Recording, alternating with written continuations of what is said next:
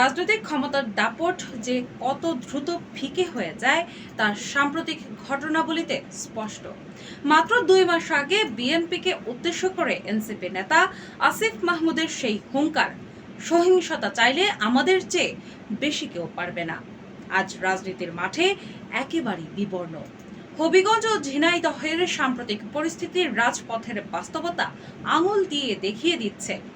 ছাত্র দলের ধাওয়ায় রাজপথ ছেড়ে ব্যাংকের দরজায় আসিফের আশ্রয়, কিংবা সার্জিসকে ফেলে নাসিরউদ্দিন পাটোয়ারির সার্কিট হাউসে নিজেকে সামলানোর দৃশ্য জানান দিচ্ছে 2024 আর 2026 এক বিন্দুতে দাঁড়িয়ে নেই। 24-এর গণজাগরণের সুবাতাস আজ ম্লান। গাজীপুর, বেনাপোল, গোপালগঞ্জ ও বগুড়ায় একের পর এক হামলার ধাক্কায় কোণঠাসা এনসিপি আজ ক্ষমতার রাজনৈতিক সমীকরণে পুরোপুরি বিপর্যস্ত।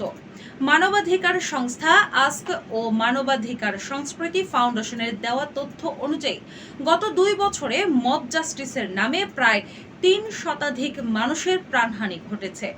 ঢাকা বিশ্ববিদ্যালয়ের তোফাজ্জল কিংবা জাহাঙ্গীরনগরের শামীম হত্যার মাধ্যমে যে মব সংস্কৃতির সূচনা হয়েছিল, তখন ক্ষমতায় বা তার কাছাকাছি থাকা এনসিপির নেতারা তাকে পরোক্ষভাবে জাস্টিফাই করেছিলেন। কিন্তু ইতিহাসের চাকা ঘুরে গেছে। আজ হাসনাত আব্দুল্লাহ, সার্জিস কিংবা আসিফরা নিজেরাই সেই মব সহিংসতার মুখে দাঁড়িয়ে সুবিচারের আর্জি জানাচ্ছেন।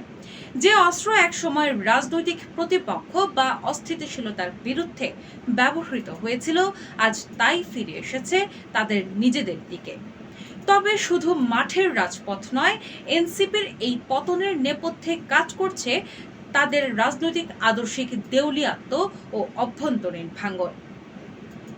জামায়াতের সাথে জোটের জেরে সৈয়দা নীলিমা দোলা ও তাসনিম জারার মতো প্রভাবশালী নারী নেতৃত্বের প্রস্থান, 24-এর অন্যতম কারিগর মাহফুজ আলমের নতুন প্ল্যাটফর্ম অল্টারনেটিভস গঠন এবং প্রগতিশীলদের এনপিএ গড়া প্রমাণ করে ঐক্য আজ চূর্ণ বিচূর্ণ।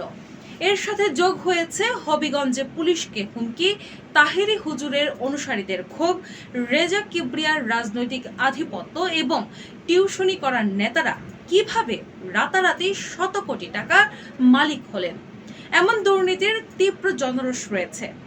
24-এর ঐতিহাসিক গণ ঐক্য ভেঙে আজ এনসিপি এক সংকুচিত ও একা হয়ে পড়া রাজনৈতিক শক্তিতে পরিণত হয়েছে।